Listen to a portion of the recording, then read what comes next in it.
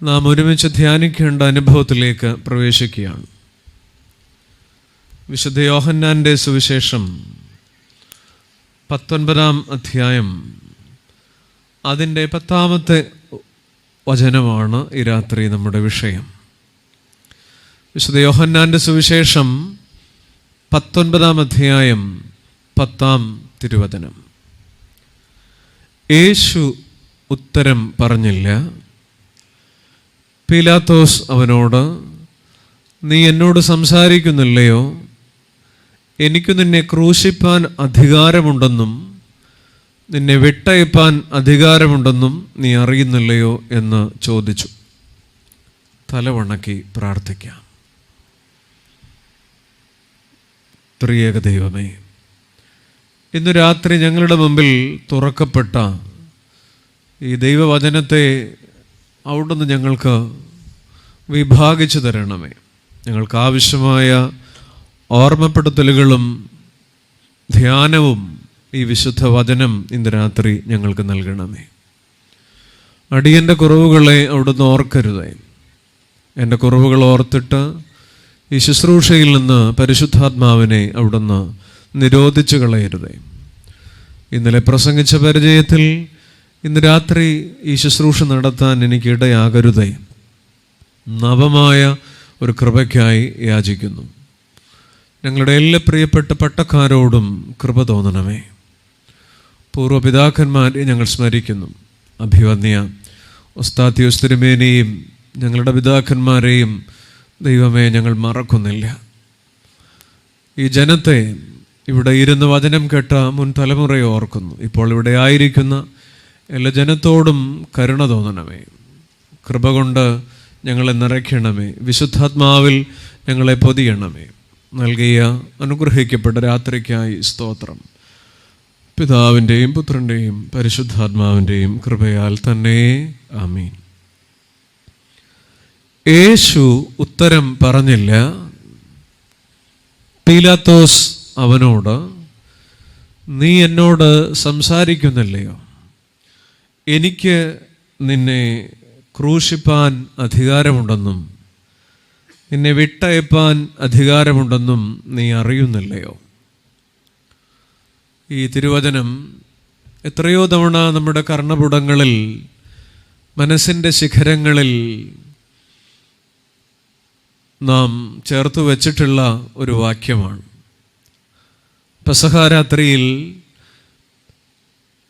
കർത്താവിൻ്റെ പരിശുദ്ധ കുർബാന അനുഭവത്തിന് ശേഷം പീലാത്തോസിൻ്റെ കൊട്ടാരത്തിൽ വിചാരണ നേരിടുന്ന ക്രിസ്തുവിൻ്റെ നിമിഷങ്ങളാണത്. യേശു നിൽക്കുന്നു, പീലാത്തോസ് ഇരിക്കുന്നു. ഈ വേദഭാഗമാണ് ഇന്ന് രാത്രി നിങ്ങളുടെ മുമ്പിൽ പരിചയപ്പെടുത്തുന്നത്.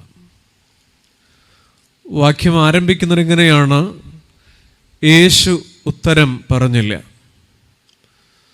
മിണ്ടാതെ നിന്നുവെന്നാണ്. യേശു ഉത്തരം പറഞ്ഞില്ല എന്ന് പറയുമ്പോൾ അത് പൂർണ്ണമല്ല. ഇംഗ്ലീഷ് ബൈബിൾ പരിശോധിച്ചാൽ യേശു മൗനമായി നിന്നു എന്ന് പറയും. അത് ബോധപൂർവം സൂക്ഷിക്കുന്നൊരു മൗനം. എന്നാൽ സുവിശേഷം എഴുതിയ ഗ്രീക്ക് ഭാഷയിൽ കൃത്യമായ പ്രയോഗം വളരെ മനോഹരമാണ്. യേശു സ്വസ്ഥത കൈവെടിഞ്ഞില്ല എന്നാണ്. അതിൻ്റെ മലയാളം ഭാഷാന്തരത്തിൽ യേശു ഉത്തരം പറഞ്ഞില്ല എന്നാണ്. അതത്രയും ഭംഗിയാകുന്നില്ല. ഇത്രയും വലിയ വിപരീതാനുഭവങ്ങളുടെ മുമ്പിൽ യേശു സ്വസ്ഥത കൈവെടിഞ്ഞില്ല എന്ന് പറഞ്ഞിട്ടാണ് ആരംഭിക്കുന്നത്. പക്ഷെ ഇന്ന് രാത്രി ആ ഒരു ഭാഗവും അതിൻ്റെ വ്യാഖ്യാനങ്ങളും അല്ല ഇന്ന് ആഗ്രഹിക്കുന്നത്. മറിച്ച് മറ്റൊരു കാര്യമാണ്. പീലാത്തോസ് അവനോട്, നോക്കൂ, എനിക്ക് നിന്നെ ക്രൂശിക്കാൻ അധികാരമുണ്ട്, അറിയില്ലേ? എനിക്ക് നിന്നെ വിട്ടയപ്പാൻ അധികാരമുണ്ട്, അറിയാൻ മേലേ? ദൈവത്തെ വെല്ലുവിളിക്കുന്ന മനുഷ്യൻ, അതാണ് ഈ രാത്രി നമ്മുടെ വിഷയം. അധികാരത്തിൻ്റെ മത്തു പിടിച്ച് അഹങ്കാരം അണപൊട്ടിയ ഒരു രാത്രി. പീലാത്തോസ് ദൈവത്തെ വെല്ലുവിളിക്കുന്ന മനുഷ്യൻ. Who is Yahweh?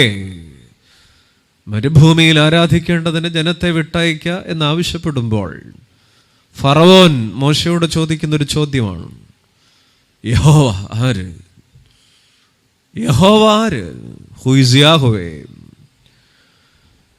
ചരിത്രത്തിലെ ഏറ്റവും ഹീനമായ വിധിന്യായം വായിച്ച പിലാത്തോസ് AD 26 മുതൽ ശമറിയ, ഇദോമിയ, യഹൂദിയ സ്ഥലങ്ങളുടെയൊക്കെ ആ പ്രൊവിൻസസിൻ്റെയൊക്കെ ദേശാധിപതിയായിരുന്ന ഒരു മനുഷ്യൻ. വലിയ വെള്ളിയാഴ്ചയുടെ രാവിലെ നാം വായിക്കുന്നത് എങ്ങനെയാണ്? ഈ വെള്ളിയാഴ്ച രാവിലെ പീലാത്തോസ് ആസ്ഥാന മണ്ഡപത്തിൽ ഇരുന്നു. യേശുതമ്പുരാനോ അവൻ്റെ മുമ്പിൽ കുറ്റക്കാരനെ പോലെ നിന്നു. യേശു നിൽക്കുന്നു, പീലാത്തോസ് ഇരിക്കുന്നു. ഇന്ന് രാത്രി നിങ്ങൾ ആ ഭാവം ഒന്ന് കാണണം. യേശു കർത്താവിനെ പിടിച്ചുകെട്ടി പീലാത്തോസിന്റെ മുമ്പിൽ കൊണ്ടുകൊടുത്തപ്പോൾ പീലാത്തോസ് ചോദിക്കുന്ന ഒരു ചോദ്യം ആധുനിക ക്രൈസ്തവന്റെ ചോദ്യമാണ്. അതിങ്ങനെയാണ് ചോദിച്ചത്, what should I do with Jesus who is called Messiah? What should I do with Jesus who is called Messiah? ക്രിസ്തു എന്ന് വിളിക്കുന്ന യേശുവിനെ ഞാൻ എന്ത് ചെയ്യണം? സത്യദൈവത്തോട് പ്രതികരിക്കാനാകാതെ പോയ പീലാത്തോസ് ആധുനിക ക്രൈസ്തവന്റെ മുഖചിത്രമാണ്. എൻ്റെ കയ്യിൽ കിട്ടിയ കർത്താവിനോട് ഞാൻ എങ്ങനെ പെരുമാറണം? എൻ്റെ മുമ്പിലുള്ള ദൈവത്തോട് ഞാൻ എങ്ങനെ ഇടപെടണം? What should I do with Jesus? പീലാത്തോസ് അങ്ങനെ പറഞ്ഞിട്ടാണ് ആരംഭിക്കുക. ഇവിടെ അധികാരത്തിൻ്റെ ദുർമത്ത് സിരകളിലൂടെ തിളച്ചു പൊങ്ങുന്ന പീലാത്തോസ് ഒരു വല്ലാത്ത കാലത്തെ പ്രതിനിധീകരിക്കുന്നുണ്ട്. നന്മയുടെ കഴുത്തറത്ത് തളികയിൽ സമ്മാനിക്കാൻ ആവശ്യപ്പെടുന്ന ശലോമിയുടെ തലമുറയുടെ കാലമാണ്. തിന്മയിലേക്ക് ചായാൻ മക്കളെ പ്രേരിപ്പിക്കുന്ന ഹേരോദോവിൻ്റെ ഭാര്യമാരുടെ എണ്ണം കൂടുന്ന കാലമാണ്. പോത്തിഫാറിൻ്റെ ഭാര്യയുടെ പ്രലോഭനം തടഞ്ഞ് ആത്മനിയന്ത്രണം പാലിക്കാൻ കഴിവുള്ള യൗസേപ്പമാരുടെ എണ്ണം കുറയുന്ന കാലമാണ്. പിതാവിനെ ധിക്കരിച്ചു പോയി പന്നിക്കൂട്ടത്തിൽ മേയുന്ന മുടിയൻ പുത്രിമാർ പെരുകി വരുന്ന കാലമാണ്. മനുഷ്യൻ്റെ സ്വഭാവം മാറിയ കാലമാണ്. പീലാത്തോസ്, ഈ രാത്രി നമ്മുടെ വിഷയം ആ മനുഷ്യനാണ്. ഈ രാത്രി നമ്മുടെ വിഷയം ആ മനുഷ്യൻ്റെ ചില അനുഭവങ്ങളാണ്. എനിക്ക് പീലാത്തോസിനെ തെറി പറഞ്ഞിട്ട് ഈ രാത്രി അവസാനിപ്പിക്കാനല്ല. എന്നെ കേൾക്കുന്ന പ്രിയമുള്ളവരെ, ഇന്ന് രാത്രി നാം ഒരു നിലക്കണ്ണാടിയുടെ മുമ്പിൽ നിൽക്കണം. ഈ കൺവെൻഷൻ കഴിഞ്ഞിട്ട് എന്നിട്ട് ആ കണ്ണാടിയിലേക്ക് നോക്കണം. മെല്ലെ ആ കണ്ണാടിയുടെ മുമ്പിൽ ഒരു പീലാത്തോസ് തെളിഞ്ഞു വരുന്നത് കാണണം. അതുകൊണ്ട് മാത്രമാണ് ഈ ശുശ്രൂഷ അവസാനിക്കുന്നത്. ഞാനും നിങ്ങളും ഈ രാത്രി ഒരു കണ്ണാടിയിൽ നോക്കുമ്പോൾ ആ കണ്ണാടിയിൽ നമ്മുടെ രൂപത്തിന് പകരം ഒരു പീലാത്തോസ് തെളിഞ്ഞു വരും. പ്രിയപ്പെട്ടവരെ, ഈ രാത്രി പീലാത്തോസിനെ കുറിച്ച് ചിന്തിക്കുന്നത് അതാണ്. വിശുദ്ധ വേദപുസ്തകത്തിൽ പാളിയ മനുഷ്യരുടെ കഥകൾ ഏറെയുണ്ട്, ഇടറിയ മനുഷ്യരുടെ കഥകൾ ഏറെയുണ്ട്, വീണുപോയ മനുഷ്യരുടെ കഥകൾ ഏറെയുണ്ട്. എന്തിന്? അതൊക്കെ ഒഴിവാക്കിയിരുന്നെങ്കിൽ ഈ പുസ്തകത്തിന് ഇത്രയും ഘനം വരില്ലായിരുന്നു. എന്തിനാണ് പാളിയ മനുഷ്യർ? എന്തിനാണ് ഇടറിയ മനുഷ്യരുടെ ചരിത്രം? Our last mistake is our best teacher എന്നൊരു പ്രയോഗമുണ്ട്. Our last mistake is our best teacher. നമ്മുടെ അവസാനത്തെ അബദ്ധമാണ് നമ്മുടെ ഏറ്റവും നല്ല ഗുരു. ഇന്ന് ഈ കൺവെൻഷന് വന്നപ്പോൾ ഒരു കല്ലിലൊന്ന് തട്ടിന്നിരിക്കട്ടെ, നമ്മളതിനെ അബദ്ധമെന്ന് പറയും. It's mistake. നാളെ സന്ധ്യയ്ക്ക് വരുമ്പോൾ അതേ കല്ലിൽ തന്നെ വീണ്ടും തട്ടിയാൽ അതിനെ എന്നാ വിളിക്കണം? പറയൂ, നിങ്ങൾ മിണ്ടില്ല. നാളെ വൈകുന്നേരം വരുമ്പോൾ, നാളെ നൈനാൻ വി ജോർജിൻ്റെ പ്രസംഗം കേൾക്കാൻ വരുമ്പോൾ അതേ കല്ലിൽ തന്നെ തട്ടിയാൽ എന്ത് വിളിക്കണം? It's not mistake, it's foolishness. അത് വിഡ്ഢിത്തരാണ്. അതുകൊണ്ടാണ് പറയുക, our last mistake is our best teacher. ഇന്നലത്തെ അബദ്ധമാണ് മനുഷ്യൻ്റെ ഏറ്റവും നല്ല ഗുരു. പാളിയ മനുഷ്യർ, ഇടറിയ മനുഷ്യർ, അവരുടെ കഥകൾ ഈ പുസ്തകത്തിലുള്ളത് ചില പാഠങ്ങൾക്ക് വേണ്ടിയിട്ടാണ്. ഈ രാത്രി പീലാത്തോസാണ് നമ്മുടെ പാഠം.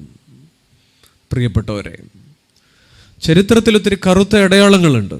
അധികാരത്തിൻ്റെ ഭ്രാന്ത് പിടിച്ച ഒരു വംശം മുഴുവൻ നശിക്കണമെന്ന് ആഗ്രഹിച്ച ഹിറ്റ്ലറും അർത്ഥനഗ്നനായ ഫക്കീറിനെ ഞാൻ വലിച്ചു കീറുമെന്ന് ഗാന്ധിജിയെക്കുറിച്ച് പുലമ്പിയ വിൻസ്റ്റൺ ചർച്ചിലും 1770-കളിൽ യേശുക്രിസ്തുവും ബൈബിളും 100 വർഷം കഴിഞ്ഞാൽ ലോകത്ത് കാണില്ല എന്ന് പാണ്ഡിത്യത്തിൻ്റെ അഹങ്കാരത്തിൽ വിളിച്ചു പറഞ്ഞ വോൾട്ടയറും, അങ്ങ് വേദപുസ്തകത്തിലേക്ക് നോക്കിയാൽ ശലോമോന്റെ മകൻ യെരോബെയാമും ഇസബേലും ആഹാബും നെബൂഖദ്നേസറും ഹാമാനും ഉസിയാവും ഹേരോദവും വേദപുസ്തകം അടച്ചു വെച്ച് പുറത്തേക്ക് പോയാൽ നീറോയും ഡയോക്ലീഷ്യനും ഡൊമീഷ്യനും തുടങ്ങി അധികാരത്തിൻ്റെ അഹങ്കാരമുള്ള മനുഷ്യർ അതിങ്ങനെ മുന്നോട്ട് പോയിക്കൊണ്ടിരിക്കുകയാണ്. ഏഷ്യയിലെ ഹില്ലർ എന്നറിയപ്പെടുന്ന കംബോഡിയയിലെ പോൾപോട്ട്, ലിബിയയുടെ അൽ ഖദാഫിയും ഉത്തര കൊറിയയുടെ കിം ജോങ് ഉൾപ്പെടെ വന്ന് നിൽക്കുകയാണ്. അധികാരത്തിൻ്റെ മത്ത് പിടിച്ച മനുഷ്യരുടെ ചരിത്രം. സ്നേഹിതരെ, ഇന്ന് രാത്രി നാം ഒരുമിച്ച് ചിന്തിക്കുന്നതാണ്. പീലാത്തോസ് എന്ന് പറയുന്ന മനുഷ്യനെ എന്നോട് നിങ്ങളോട് ചങ്ങാതി ചേർത്ത് വയ്ക്കാനാണ്. 3 കാര്യങ്ങൾ. ആ മനുഷ്യൻ്റെ ജീവിതത്തിൻ്റെ 3 പാളിപ്പോകലുകൾ, വീണുപോകലുകൾ എൻ്റെ കൂടെ ആണെന്ന് തോന്നുന്നത് കൊണ്ട്, താങ്കളുടേത് കൂടെയാണെന്ന് തോന്നുന്നത് കൊണ്ട് മാത്രം ഈ രാത്രി പീലാത്തോസ് ഒരു വിഷയമാണ്. ഇന്ന് രാത്രി ഞാൻ ആ മനുഷ്യൻ്റെ ജീവിതത്തെക്കുറിച്ച് നിങ്ങളോട് പറയട്ടെ. പീലാത്തോസിൻ്റെ പരാജയങ്ങളാണ്. 1, അദ്ദേഹത്തിൻ്റെ പരാജയത്തിൻ്റെ ഒന്നാമത്തെ കാരണം, അദ്ദേഹം പാളിപ്പോയത് എവിടെയാണ്? ഞാനും അവിടെ തന്നെയാണ് എന്നുള്ളത് കൊണ്ടാണ്. 1, he won in front of man, lost in front of conscience. മനുഷ്യൻ്റെ മുമ്പിൽ ജയിക്കുകയും മനസാക്ഷിയുടെ മുമ്പിൽ തോൽക്കുകയും ചെയ്തു. ഒന്നുകൂടെ ആവർത്തിക്കട്ടെ. won in front of man, lost in front of conscience. മനുഷ്യൻ്റെ മുമ്പിൽ ജയിക്കുകയും മനസാക്ഷിയുടെ മുമ്പിൽ തോറ്റുപോവുകയും ചെയ്തു. നിങ്ങളൊന്ന് ആലോചിച്ച് നോക്കിക്കേ. വിചാരണയുടെ ആ 10-12 മണിക്കൂറുകൾക്കുള്ളിൽ ആ മനുഷ്യൻ അനുഭവിച്ച സംഘർഷം, അകത്ത് വല്ലാത്തൊരു പോരാട്ടമാണ്. യേശുവിന് നീതി കൊടുക്കണം, അറിയാം. പുറത്തു വല്ലാത്തൊരു പോരാട്ടമാണ്. ജനത്തെ തൃപ്തിപ്പെടുത്തണം, മനുഷ്യനെ തൃപ്തിപ്പെടുത്തണം. അവിടെയാണ് ആ മനുഷ്യൻ്റെ പരാജയം, എൻ്റെയും നിങ്ങളുടേതും. മനുഷ്യൻ്റെ മുമ്പിൽ ജയിക്കുകയും മനസാക്ഷിയുടെ മുമ്പിൽ തോൽക്കുകയും ചെയ്തു. സ്നേഹിത, ഇത് നമ്മുടെ കാര്യമല്ലേ? ഇത് നമ്മുടെ കാര്യമല്ലേ? 4 നിയമലംഘനങ്ങളെങ്കിലും ആ ദിവസം ആ മനുഷ്യൻ നടത്തി. അറിയാമായിരുന്നു. 1, യഹൂദ മത നിയമപ്രകാരം രാത്രി കേസുകൾ വിചാരണ ചെയ്യാൻ പാടില്ല. അറിയാമായിരുന്നു, തെറ്റിച്ചു. 2, വിചാരണ ചെയ്യുന്ന ദിവസം മരണവിധി പാടില്ല. അതും തെറ്റിച്ചു. 3, മരണവിധി പ്രഖ്യാപിക്കുന്ന ദിവസം പ്രതിയെ വധിക്കാൻ പാടില്ല. അതും തെറ്റിച്ചു. 4, ശബത്തിലോ ഉത്സവങ്ങളിലോ വിചാരണ പാടില്ല. ഒക്കെ അറിയാമായിരുന്നു. പക്ഷെ ഒക്കെ പൊളിച്ചെഴുതി. മനുഷ്യൻ്റെ മുമ്പിൽ ജയിക്കാൻ മനസാക്ഷിയുടെ മുമ്പിൽ തോറ്റുപോയൊരു മനുഷ്യൻ. നമ്മളെക്കുറിച്ചാ. അധികാരത്തിൻ്റെ അന്തസ്സ് നിലനിർത്താൻ അസത്യമായതിനെ കൂട്ടുപിടിച്ചു പീലാത്തോസ്. എന്നൂടെ പറയട്ടെ, അധികാരത്തിൻ്റെ അന്തസ്സ് നിലനിർത്താൻ അസത്യമായതിനെ കൂട്ടുപിടിച്ചു. ശരിയാ. ഞാൻ ഇനി പറയുന്ന 1-2 കാര്യങ്ങൾ ഞാൻ എന്നോട് തന്നെ, നിങ്ങൾ നിങ്ങളോട് തന്നെ. Loved happiness more than truth. സത്യത്തെക്കാൾ സന്തോഷത്തെ സ്നേഹിച്ചു. കേൾക്കുവോ? നമ്മുടെ കാര്യമാണ്. ചിലത് കാര്യങ്ങൾ അറിയാം സത്യം അതല്ലെന്ന്, പക്ഷേ loud happiness more than truth. സന്തോഷത്തെ സ്നേഹിച്ചു, നീതിയേക്കാൾ നിലനിൽപ്പിനെ സ്നേഹിച്ചു. എനിക്കോ എൻ്റെ മനസ്സിലേക്ക് തെളിഞ്ഞു വരുന്നൊരു യാക്കോബ് 4:17 പകുതി പറയുമ്പോൾ വാക്കുകൾ പറയും. നന്മ ചെയ്യുവാൻ അറിഞ്ഞിട്ടും ചെയ്യാത്തവനത് ചെമ്മേണ്ടി പറഞ്ഞിട്ട് നോക്കോ. നന്മ ചെയ്യുവാൻ അറിഞ്ഞിട്ടും ചെയ്യാത്തവനത് പാപം തന്നെ. പീലാത്തോസ് ഈ രാത്രി നമ്മുടെ ജീവിത പുറമെയുള്ള പോരാട്ടങ്ങളിൽ അദ്ദേഹം ജയിച്ചു, പക്ഷെ അകത്ത് തോറ്റു. He won the external battles, but not the internal. He won the external battles, but not the internal. He എന്നുള്ളത് വി എന്നാക്കിയാൽ മതി. നമ്മളാ പുറത്ത് ജയിക്കുക, അകത്ത് തോക്കുക. നമ്മളൊക്കെ പുറത്ത് 4 പേരുടെ മുമ്പിൽ, മറ്റു മനുഷ്യരുടെ മുമ്പിൽ. പീലാത്തോസ് യേശുവിനെ അല്ല പരാജയപ്പെടുത്തിയത്, പീലാത്തോസിനെ തന്നെയാണ്. ഈ ഒന്നാമത്തെ ചിന്ത, എൻ്റെ മുമ്പിലിരിക്കുന്ന ജനം ഒന്ന് ധ്യാനിച്ചേ. നമ്മൾ ഒരുമിച്ച് സത്യത്തെക്കാൾ സന്തോഷത്തെ സ്നേഹിച്ചു, നീതിയേക്കാൾ നിലനിൽപ്പിനെ സ്നേഹിച്ചു. അതെ, he won the external battles but not the internal. പ്രിയപ്പെട്ടവരെ, നമ്മളെയൊക്കെ മേളിൽ ചെല്ലുമ്പോൾ പരിശോധിക്കത്തില്ലേ? എങ്ങനെ പരിശോധിക്കാൻ പോന്നേ?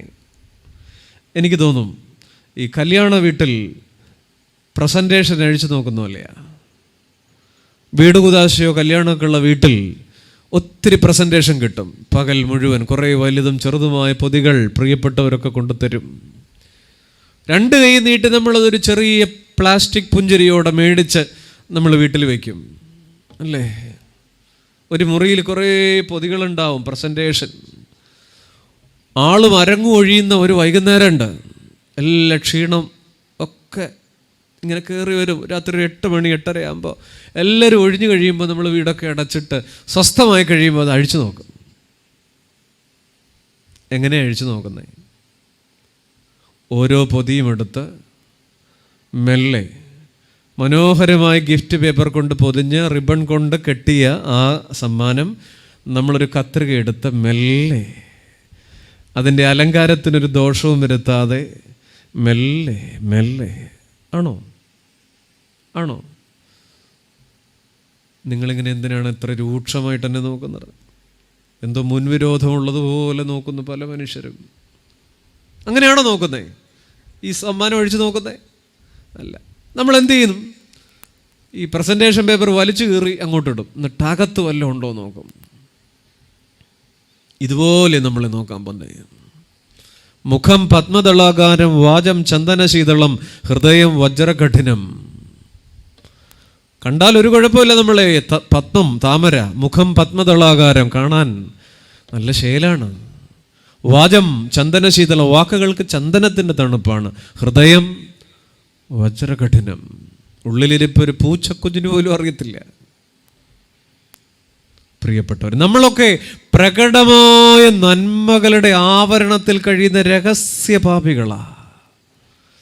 ആലോചിച്ചേ, നമ്മളൊക്കെ പ്രകടമായ നന്മയുടെ ആവരണത്തിൽ കഴിയുന്ന രഹസ്യപാപികളാ. ഞാനൊരു ചോദ്യം ചോദിച്ചോട്ടെ, ഉത്തരം കിട്ടുമോ? രഹസ്യപാപിയാണോ പരസ്യപാപിയാണോ മുൻപേ വിധിക്കപ്പെടുന്നത്? പറയൂ. രഹസ്യപാപിയാണോ പരസ്യപാപിയാണോ ആദ്യം വിധിക്കപ്പെടുക? കർത്താവിൻ്റെ ഭാഷ പറയട്ടെ, ചുങ്കക്കാരും പാപികളും നിങ്ങൾക്ക് മുൻപേ. ചുങ്കക്കാരൻ പരസ്യപാപിയാ, വേശ്യ പരസ്യപാപിയാ. കർത്താവ് പറഞ്ഞു, ചുങ്കക്കാരും പാപികളും നിങ്ങൾക്ക് മുമ്പേ സ്വർഗരാജ്യത്തിൽ കയറും. അടി മുഴുവൻ നമുക്കാ മേടിക്കാൻ പോകുന്നത്. 4 പേരുടെ മുമ്പിൽ we are publicly polished but privately poisoned. നമ്മൾ പുറത്ത് വളരെ മിനുസമുള്ളവരാ. പീലാത്തോസിന്റെ പരാജയം നമ്മുടെയാന്നേ. മനുഷ്യന്റെ മുമ്പിൽ ജയിച്ചു. ദാവീദ് ഊരിയാവിനോട് ജയിച്ചു, പക്ഷെ മനസാക്ഷിയോട് തോറ്റുപോയി. മനുഷ്യനോട് ജയിക്കാൻ ദാവീദ് കാണിക്കേണ്ട നാടകം കളികൾ ഈ പുസ്തകത്തിൽ നിന്ന് വായിക്കുക. പീലാത്തോസിന്റെ ജീവിതം പോലെ ദാവീദ് ഊരിയാവിനോട് ജയിച്ചു, പക്ഷെ മനസാക്ഷിയിൽ. നമ്മളൊക്കെ ആന്തരിക പോരാട്ടങ്ങളുടെ മനുഷ്യരാ. ഞാനീ പറയുന്നത് ശ്രദ്ധിക്കുമോ? മറ്റുള്ളവർ കാണുമ്പോൾ ജയിച്ചു നിൽക്കുന്ന അനേക ജീവിതങ്ങൾ സ്വകാര്യ ജീവിതത്തിൽ മുറിവേറ്റ് കിടക്കുക. ദൈവമേ, മറ്റുള്ളവർ കാണുമ്പോൾ ജയിച്ചു നിൽക്കുന്ന അനേക ജീവിതങ്ങൾ സ്വകാര്യ ജീവിതത്തിൽ മുറിവേറ്റ് കിടക്കുക. പ്രിയപ്പെട്ടവരെ, കൽപ്പറ്റ നാരായണൻ എന്ന് പറയുന്ന എഴുത്തുകാരൻ ഒരിക്കൽ എഴുതി, ഗാന്ധിജിയായി വേഷം കെട്ടാൻ എളുപ്പമാണ്, ഉള്ളത് അഴിച്ചു കളഞ്ഞാൽ മതി എന്ന് പറഞ്ഞാൽ, സ്കൂളിൽ ഒരു കുട്ടി ഗാന്ധിജിയായി ഫാൻസി ഡ്രസ്സിനോ പ്രച്ഛന്ന വേഷത്തിനോ നിശ്ചല ദൃശ്യത്തിനോ വേഷം മാറണമെങ്കിൽ ഏറ്റവും എളുപ്പമാണ്. ഒരു പപ്പടം തലയിൽ ഒട്ടിക്കാനും ഒരു വടിയും ഒരു വട്ടക്കണ്ണടയും ഇത്തിരി മെലിഞ്ഞ ശരീരം ഉണ്ടെങ്കിൽ ഏത് കുട്ടി 5 മിനിറ്റ് കൊണ്ട് ഗാന്ധിജിയാക്കാം. ഇത്രയും പെട്ടെന്ന് കോസ്റ്റ്യൂം ചെയ്യാവുന്ന ഒരു ആൾ ഭാരതത്തിലില്ല. ഗാന്ധിജിയായി വേഷം കെട്ടാൻ എളുപ്പമാണ്, ഉള്ളത് അഴിച്ചു കളഞ്ഞാൽ മതി. ഒരു ഗാന്ധി ജയന്തി ദിവസത്തിലോ മറ്റോ ആണ് അദ്ദേഹം അത് പറഞ്ഞത്. ശരിയാണ്. അതിന് ചുവട് പിടിച്ച് ഈ രാത്രി നമുക്കൊന്ന് പൂരിപ്പിക്കാം. നല്ല ക്രിസ്ത്യാനിയാകാൻ എളുപ്പമാണ്, നമ്മുടെ പല വേഷം കെട്ടലുകളും അഴിച്ചു കളഞ്ഞാൽ മതി. വാരിക്കെട്ടി കൊടുത്തിരിക്കുന്ന കുറേ വേഷം കെട്ടലുകൾ അഴിച്ചു കളഞ്ഞാൽ മതി. അതെ, ഞാൻ എന്നോട് തന്നെയാണ്, നാം നമ്മോട് തന്നെ പറയുക. നല്ല ക്രൈസ്തവനാകാൻ ഒറ്റ വഴിയേ ഉള്ളൂ, വേഷം കെട്ടലുകൾ. പത്രോസിനെ കുറിച്ച് ഒന്ന് ആലോചിച്ച് നോക്കിക്കേ. ആ ബാല്യക്കാരത്തിൽ പെങ്കൊച്ചു പറഞ്ഞു, താങ്കളും ഞാൻ കണ്ടിട്ടുണ്ടല്ലോ നസറായൻ്റെ കൂടെ നടക്കുന്നത്. ഞാൻ ഈ പഞ്ചായത്തിലുള്ള ആളെയല്ല മോളെ, നിനക്ക് ആള് തെറ്റി മോളെ. മനുഷ്യന്റെ മുമ്പിൽ ജയിച്ചു. നമ്മൾ പിന്നെ വിശുദ്ധ ലൂക്കോസ് 22:61 വാക്യത്തിൽ വായിക്കുന്നുണ്ട്, പത്രോസ് പുറത്തിറങ്ങി പൊട്ടിക്കരഞ്ഞു. അല്ലേ? എവിടെ ഇറങ്ങി? ഉറക്കെ പറയൂ. പുറത്തിറങ്ങി. എന്തിൻ്റെ പുറത്താ? കൊട്ടാരത്തിൻ്റെ. എതിലേ ഇറങ്ങിയത്? അത് നമ്മൾ രാത്രി നമസ്കാരത്തിന് ചൊല്ലുന്ന ഒരു പാട്ടുണ്ട്. പിൻവാതിൽക്കലിരുന്നേവം ശീമോൻ പാരം കേണോതി. അങ്ങനെ കേട്ടിട്ടുണ്ടാവും ഒരു പക്ഷേ. പിൻവാതിൽക്കലിരുന്നേവം ശീമോൻ പാരം കേണോതി. ഗുരുവേ ഞാൻ ശിഷ്യൻ, വാതിൽ തുറന്നാലും സ്വർഗത്താക്കോൽ കൈവിട്ടേൻ. ഇതിലേ ഇറങ്ങിയത്? ഉറക്കെ പറയൂ. പിൻവാതിൽക്കലിരുന്നേവം. പ്രിയപ്പെട്ടവരെ, ഇന്ന് രാത്രി കൺവെൻഷന് വന്നപ്പോൾ കുടുംബമായിട്ട് വന്നവർ കാണും. വീടിൻ്റെ മുന്നിലത്തെ വാതിൽ നമ്മൾ എത്ര തവണ പൂട്ടി? 2 തവണ വലത്തോട്ടും പിന്നെ ഒന്ന് മേലോട്ടും പിന്നെ ഒന്ന് തള്ളി, ഒന്നുകൂടെ തള്ളി നോക്കി. ഒരു കുഴപ്പമില്ല, സുഭദ്രം, അങ്ങനെ ഇരുന്നോട്ടെ. ആ മുൻവാതിൽക്കൽ എത്ര ഭദ്രമാണ് കേട്ടോ, ഒരു കള്ളനും പൊളിക്കില്ല. എത്ര പോളിഷ് ചെയ്തൊരു വാതിലാണ്, എത്ര ബലമുള്ള വാതിലാണ്. വീട് പണിഞ്ഞപ്പോൾ എത്ര തച്ചെടുത്തു, എത്ര തച്ചായി അത് പണിയാൻ. പക്ഷെ ഇന്ന് രാത്രി കൺവെൻഷന് വന്നവരോട് പറയട്ടെ, മുൻപിൽ 2 തവണ വലത്തോട്ട് തിരിച്ച് 2 തവണ തള്ളി നോക്കി, ഓക്കെ. പക്ഷെ അടുക്കളയുടെ ഒരു കുറ്റി ഇളവ് കിടക്കുക. എഴുന്നേറ്റ് പൊക്കളായിരുന്നു. ഇപ്പോൾ അടുക്കളയുടെ ഒരു കുറ്റി ഇളവി കിടക്കുക. ശ്രദ്ധിച്ചില്ലേ? അതെ, മേളിലത്തെ അതത്ര കാര്യമാക്കിയിട്ടില്ല. മുൻവാതിൽ പരസ്യ ജീവിത, പിൻവാതിൽ രഹസ്യ ജീവിത. അതുകൊണ്ടാണ് പിതാക്കന്മാർ എഴുതിയത്, പിൻവാതിൽക്കലിരുന്ന് കരഞ്ഞു. അല്ലേ? മുന്നിൽ പരസ്യ ജീവിത, നമ്മുടെ മുൻവാതിലൊക്കെ ഭദ്രവാ, ദേ നിൽക്കുന്നു, നമ്മളൊക്കെ എങ്ങനെയാ. എന്നാൽ പുറകിൽ എങ്ങനെ? ജീവിതത്തിൻ്റെ രഹസ്യ ജീവിതത്തിൻ്റെ വാതിൽ, അതാണ് പിൻവാതിൽക്കൽ. അത് കുറ്റികളെ കിടക്കുക. പ്രിയപ്പെട്ടവരെ, മനുഷ്യരുടെ മുമ്പ് ജയിച്ചു. We want the external battles but not the internal. പുറകിലിരുന്ന് കരയോ? അതൊരു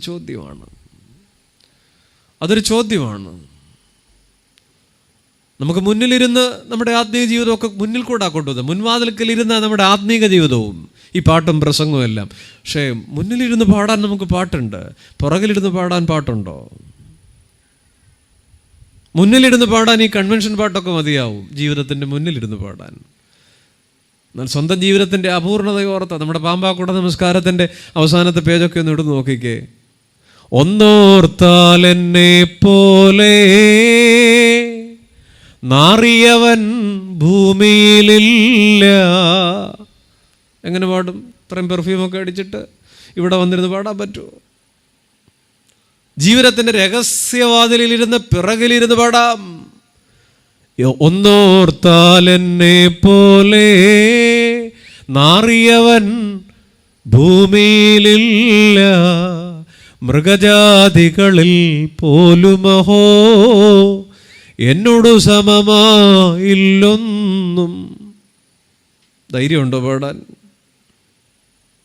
അതുകൊണ്ട് പറയാം, എൻ്റെ കർത്താവേ, എൻ്റെ ജീവിതത്തിൻ്റെ പിറകിലത്തെ വാതിലിരുന്ന് എനിക്ക് പാടാനൊരു പാട്ട് വേണം. ഭാഗ്യവശാൽ പരിശുദ്ധ സഭയ്ക്കതുണ്ട്. പിറകിലത്തെ വാതിലിരുന്ന് കരയുമോ? ഈ ഒരു ചോദ്യമുണ്ട് അവിടെ.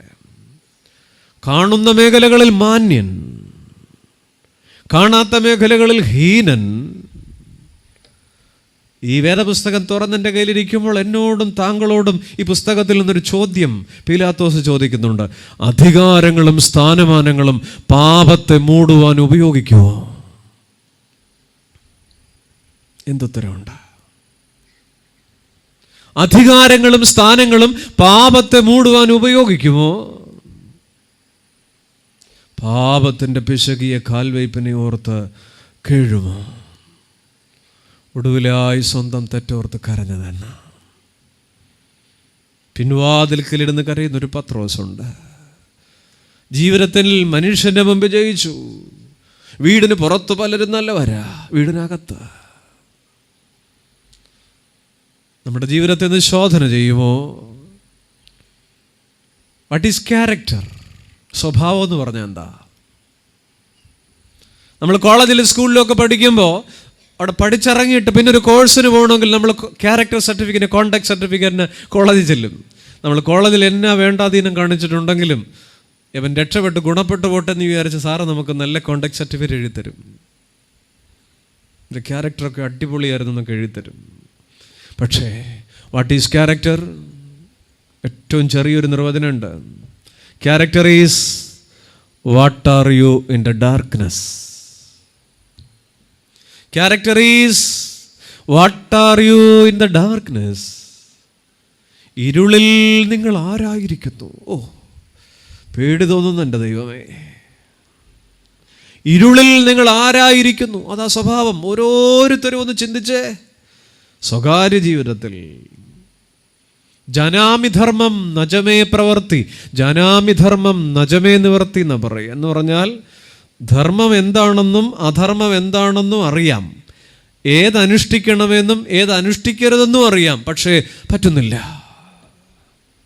അതാണ് ജനാമി ധർമ്മം നജമേ പ്രവർത്തി, ജനാമി ധർമ്മം നജമേ നിവർത്തി.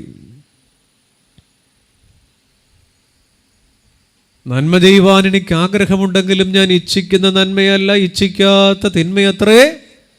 റോമാലേഖനം. 2 വാക്കുകളൊന്ന് ചേർത്ത് ചിന്തിക്കോ. ഒന്ന് സമരം, 2 സമരസം. സമരം എന്ന് പറഞ്ഞാൽ എന്താ? ഒരു നല്ലതിന് വേണ്ടിയുള്ള പോരാട്ടമാണ് സമരം. ഒരു നന്മ ഉണ്ടാവട്ടെ, അതിനുവേണ്ടി പോരാടുകയാണ്. നമ്മൾ പലരും സമരം ചെയ്യുന്നവരാണ്. വീട്ടിനകത്ത് സമരം ചെയ്യുന്നവരുണ്ട്, നാട്ടിൽ സമരം ചെയ്യുന്നവരുണ്ട്. സമരസം എന്ന് പറഞ്ഞാൽ എന്നാ? പലതരം രസങ്ങളെക്കുറിച്ച് കേട്ടിട്ടുണ്ട്. സമരസം, അങ്ങനെ ഒരു രസം ഉണ്ടാക്കാൻ ഇനി യൂട്യൂബിലൊന്നും തപ്പരുത്. സമരസം. അച്ചായൻ പറഞ്ഞതും ശരിയാണ്, ആൻറ്റി പറഞ്ഞത് അതിനേക്കാൾ ശരിയാണ്. എല്ലാത്തിനോടും ചേരുക, പരുക്ക് പറ്റാതിരിക്കുക. നമുക്ക് രണ്ടാമത്താണ് ഇഷ്ടം. അതുകൊണ്ടാണ് നമ്മൾ മക്കളോട് പറയും, മോനെ പാമ്പിനെ തിന്നുന്ന നാട്ടിലാണ് ചെല്ലുന്നതെങ്കിൽ ഏത് പീസ് കഴിക്കണം? കല്ലുപ്പാറ പറയില്ലേ ഏത് പീസ് കഴിക്കണം? ഓ, പറയുന്നേ നടുത്തുണ്ടം അല്ലേ, ഏറ്റവും സെൻറ്റർ പീസ് ഫ്രൈ ചെയ്ത് കഴിക്കണമെന്ന് പറഞ്ഞാൽ എൻ്റെ മക്കളെ ലോകം എങ്ങനെയാണോ അതിനനുസരിച്ച്, കാലം എങ്ങനെയാണോ അതിനനുസരിച്ച് എല്ലാത്തിനോടും ചേർന്ന് പോവുക. ഒന്നിനോട് സമരം വേണ്ട, എല്ലാത്തിനോട് സമരസപ്പെടുക. ഒരു ടെംപ്റ്റേഷൻ ഓഫ് കോംപ്രമൈസ്. പത്രോസ് പുറത്തിറങ്ങി പൊട്ടിക്കരഞ്ഞു. നഷ്ടപ്പെട്ട മഹത്വത്തെ ഓർത്ത് കരയുമോ? Human frame is weak. പത്രോസ് ഞാനവനെ അറിഞ്ഞില്ല എന്ന് പറഞ്ഞപ്പോൾ പുറത്ത് ജയിച്ചു, പക്ഷെ പൊട്ടിക്കരഞ്ഞപ്പോൾ അകത്ത് ജയിച്ചു. നമ്മുടെ പുറത്ത് സമരസം, അകത്ത് സമരം. പീലാത്തോസിനതാ അകത്തൊരു സമരം നടക്കുക, യേശുവിന് നീതി കൊടുക്കണം. പക്ഷെ പുറത്ത് ജനത്തോട് സമരസപ്പെടാം, ജനത്തിൻ്റെ അഭിലാഷങ്ങളോട്. പത്രോസ് കരഞ്ഞ് കലങ്ങി നിൽക്കുന്ന ഒരു പിൻവാതിക്കൽ കണ്ടോ സ്നേഹിതാ? കറുത്ത കനത്ത പേക്കാറ്റിന് ശേഷം ഉദിച്ച പ്രത്യാശയുടെ മഴവില്ല് ആ കണ്ണുനീർക്കണങ്ങളിൽ തെളിഞ്ഞു നിൽക്കണത് കണ്ടോ? പ്രിയപ്പെട്ടവരെ, നമ്മളെ ദൈവം ഒരു ഉത്തരവാദിത്വം ഏൽപ്പിച്ചിട്ടുണ്ടെങ്കിൽ നീ വിജയിയാണോ എന്നല്ല, വിശ്വസ്തനാണോ എന്ന് തമ്പുരാൻ നോക്കുന്നുണ്ട്. Are you faithful? പീലാത്തോസിന് 3 പ്രലോഭനം. 1, അപ്രൂവൽ, അംഗീകാരം കിട്ടണം ജനത്തിൻ്റെ അപ്രൂവൽ. 2, അപ്പിയറൻസ്, പ്രദർശനപരത. 4 പേരുടെ മുമ്പിൽ എൻ്റെ ഇമേജ് ഇടിയരുത്, എൻ്റെ സ്റ്റാറ്റസ്. 3, സക്സസ്, റോമൻ ഗവർണർ എന്നുള്ള നിലയിൽ ഞാൻ വിജയിച്ച ഒരു ഭരണാധികാരിയാകണം. Approval, appearance and success. അധികാരം കയ്യിലുള്ളവരുടെ പ്രലോഭനമാണത്. അവിടെ മനസാക്ഷി തോറ്റുപോയി. എല്ലാവർക്കും ഒരു വീശുപുറമുണ്ട്. ഇതൊക്കെ നിനക്ക് തരാം, മനസാക്ഷിക്ക് തിരക്കാത്തൊന്നും വേണ്ടെന്ന് പറഞ്ഞു തമ്പുരാൻ പീലാത്തോസിനോട്. ജീവിക്കണമെങ്കിൽ ഏലീശായെ മാതൃകയാക്കിയിട്ട് ഒരു കാര്യമില്ല, ഗേഹസിയെ മാതൃകയാക്കണതാണ് നല്ലതെന്നാണ് പറയുക കാലം. വല്ലതും പിഴച്ചു പോകണമെങ്കിൽ ഏലീശായെ മാതൃകയാക്കിയിട്ട് കാര്യമില്ല, ഗേഹസിയെ മാതൃകയാക്കുന്നതാണ്. അതുകൊണ്ടാണ് ഏതോ ഒരു കവി അടുത്ത കാലത്ത് എഴുതിയത്, അരി വാങ്ങിക്കാൻ ക്യൂവിൽ നിൽക്കുന്നു ഗാന്ധി, അരികെ കൂറ്റൻ കാറിലേറി നീങ്ങുന്നു ഗോഡ്സെ. ശരിയാ, ധർമ്മം ക്ഷയിച്ചൊരു കാലത്ത് ആ കവിയുടെ വരികൾ എന്നും നിലനിൽക്കട്ടെ, കവി വാഴ്ത്തപ്പെടട്ടെ. അരി വാങ്ങിക്കാൻ ക്യൂവിൽ നിൽക്കുന്നു ഗാന്ധി, അരികെ കൂറ്റൻ കാറിലേറി നീങ്ങുന്നു ഗോഡ്സെ. പീലാത്തോസ് തിന്മയുമായി സന്ധി ചെയ്താൽ ഏറെ പകിട്ട് കിട്ടും. പീലാത്തോസ് ശരിയായിരിക്കുന്നതിനേക്കാൾ സന്തോഷമോടെ ഇരിക്കാൻ ആഗ്രഹിച്ചു. പ്രിയപ്പെട്ടവരെ, ഒരു മനസാക്ഷി പ്രവർത്തിക്കുമോ? കപ്പിനും ചുണ്ടിനും ഇടയ്ക്ക് പ്രവർത്തിക്കേണ്ട ഒരു മനസാക്ഷിയുണ്ട്. നുരഞ്ഞു പൊന്നുന്ന ഗ്ലാസ് എടുത്ത് കുഞ്ഞേ ചീയേഴ്സ് പറഞ്ഞ് ചുണ്ടോടടുപ്പിക്കുമ്പോൾ വീട്ടിലെൻ്റെ പപ്പ അറിഞ്ഞ് സങ്കടപ്പെടുമെന്ന്, എൻ്റെ അമ്മ അറിഞ്ഞ കരയുമെന്ന്. കപ്പിനും ചുണ്ടിനും ഇടയ്ക്ക് ഒരു മനസാക്ഷി ഉണ്ടോ? Between cup and lip. വിരലിനും സ്ക്രീനിനും ഇടയ്ക്ക് പ്രവർത്തിക്കേണ്ട ഒരു മനസാക്ഷിയുണ്ട്. എനിക്ക് പറ്റിയൊരു സൈറ്റാണോ ഇത്? എനിക്ക് പറ്റിയൊരു ചാറ്റിംഗ് ആണോ ഇത്? എനിക്ക് പറ്റിയൊരു ബന്ധമാണോ ഇത്? ഈ മെസ്സേജ് എനിക്ക് പറ്റിയതാണോ? ഈ സെർച്ച് എനിക്ക് പറ്റിയതാണോ? വിരലിനും സ്ക്രീനിനും ഇടയ്ക്ക് പ്രവർത്തിക്കേണ്ട ഒരു മനസാക്ഷി. പ്രണയത്തിനും പരിണയത്തിനും ഇടയ്ക്ക് പ്രവർത്തിക്കേണ്ട ഒരു മനസാക്ഷി. എൻ്റെ മോളെ പെട്ടെന്നൊരു ഇഷ്ടം തോന്നി കണ്ട് നീ കൂടെ കൂട്ടിയതാ, പക്ഷെ നീ ഓർക്കണം, നിന്റെ ക്രിസ്തീയ അന്തസ്സ് വിട്ടിട്ട് നിനക്ക് പറ്റിയതാണോ? മാറണം. പ്രണയത്തിനും പരിണയത്തിനും ഇടയ്ക്ക് ഇത് നിനക്ക് വേണോ? നമ്മളെപ്പോഴും ഓർക്കേണ്ട ഒരു പദമാണ് ക്രിസ്തീയ അന്തസ്. അതുകൊണ്ട് ഞാൻ മുമ്പേ പറഞ്ഞതുപോലെ അപ്രേമിൻ്റെ മെമ്രായിലും പിതാക്കന്മാരുടെ പാട്ടുകളിലും ഒക്കെ അതിങ്ങനെ ഓർമ്മിപ്പിച്ചുകൊണ്ടിരിക്കും. മാമോദീസായുടെ വെള്ളം എന്നിൽ സ്ഥിതി ചെയ്യുന്നയ്യോ. ഓർക്കുക, ഒരു ക്രിസ്തീയ അന്തസ്സുണ്ട്. നിന്റെ ഒരു ഗാത്രം ഭക്ഷിച്ചവനാണല്ലോ ഞാൻ. അവനവൻ്റെ ക്രിസ്തീയ അന്തസ്സിനെ കുറിച്ച് ഓർത്തിട്ട്, മോളെ കുഞ്ഞേ, പ്രണയത്തിനും പരിണയത്തിനും ഇടയ്ക്കൊരു മനസാക്ഷി, വിരലിനും സ്ക്രീനിനും ഇടയ്ക്കൊരു മനസാക്ഷി. ഇന്ന് കേരളത്തിൽ നടക്കുന്ന വിവാഹമോചനങ്ങളിൽ 68% കാരണം സ്മാർട്ട് ഫോണാണ്. വിവാഹേതര ബന്ധങ്ങളോടുള്ള മലയാളിയുടെ താല്പര്യമാണ്. കുടുംബത്തിന് പുറത്ത് സുഖമന്വേഷിക്കുന്നത് ദുരന്തത്തിൽ കലാശിക്കുമെന്നൊരു ഓർമ്മപ്പെടുത്തൽ. പ്രിയപ്പെട്ടവരെ, അതുകൊണ്ട് ചില സമരം ഉണ്ടാകുമോ? ഉള്ളൂർ അതുകൊണ്ടാണ് എഴുതിയത്, നന്മയ്ക്കു വേണ്ടി നീ ധർമ്മയുദ്ധം ചെയ്ത് തോറ്റുപോയാൽ പോകട്ടെ, ആ തോൽവി തന്നെ ജയമെന്ന് ലോകർ കടശിയിൽ സമ്മതിക്കും. നന്മയ്ക്കു വേണ്ടി നീ നേർവഴിയിൽ നിന്നു ധർമ്മയുദ്ധം ചെയ്ത് തോറ്റാലും പോകട്ടെ, ആ തോൽവി തന്നെ ജയമെന്ന് ലോകർ കടശിയിൽ സമ്മതിക്കും. കടശി എന്ന് പറഞ്ഞാൽ ആ വാക്കൊക്കെ ഇപ്പൊ സുപരിചിതമല്ല. അവസാനം തോറ്റാലും. അതുകൊണ്ട് അധികാരത്തെ എങ്ങനെ ഉപയോഗിക്കുന്നു? പീലാത്തോസിന്റെ കയ്യിൽ അധികാരം ഉണ്ടായിരുന്നു. അധികാരങ്ങളും സ്ഥാനമാനങ്ങളും പാപത്തെ മൂടുവാൻ ഉപയോഗിക്കുമോ? ചൈനക്കാർ വെടിമരുന്ന് കിട്ടിയപ്പോൾ അവരെന്ത് ചെയ്തെന്നറിയാം? അവർ അതുകൊണ്ട് പൊട്ടാസ് ഉണ്ടാക്കുകയും ആകാശത്ത് പൂക്കൾ ഉണ്ടാക്കാൻ ശ്രമിക്കുകയും ചെയ്തു. സാമ്രാജ്യ ശക്തികളുടെ കയ്യിൽ അതേ സാധനം കിട്ടിയപ്പോൾ ലോകരാജ്യങ്ങളുടെ കയ്യിൽ തീമഴ പെയ്തു മുകളിൽ. എങ്ങനെ ഉപയോഗിക്കുന്നു? വെടിമരുന്നിന് രണ്ട് പ്രയോജനമുണ്ട്. ഒന്ന്, നിങ്ങൾക്ക് അമിട്ട് പൊട്ടിക്കാം. രണ്ട്, വല്ലവൻ്റെയും നെഞ്ചു പൊട്ടിക്കാം. എങ്ങനെ ഉപയോഗിക്കുന്നു?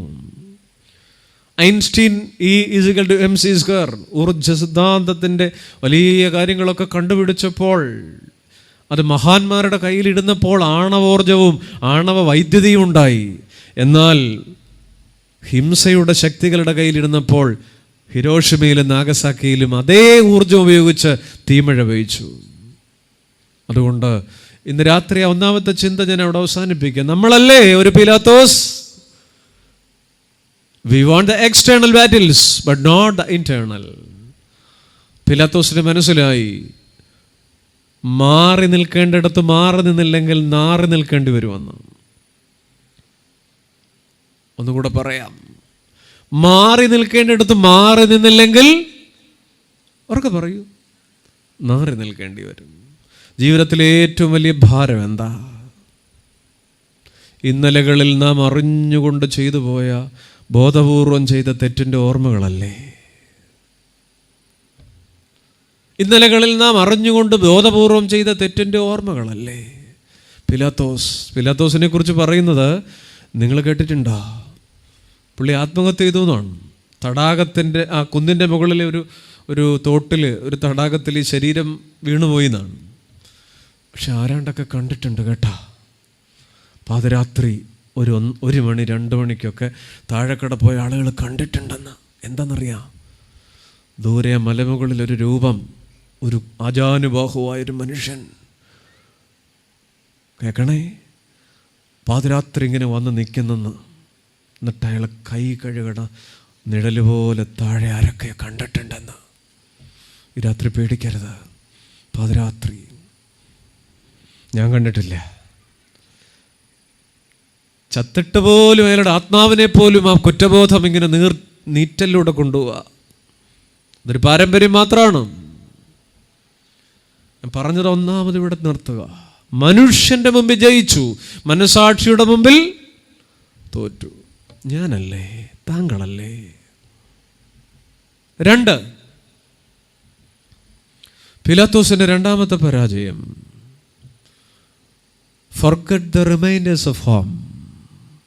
വീടിൻ്റെ ഓർമ്മപ്പെടുത്തലുകളെ മറന്നുപോയി.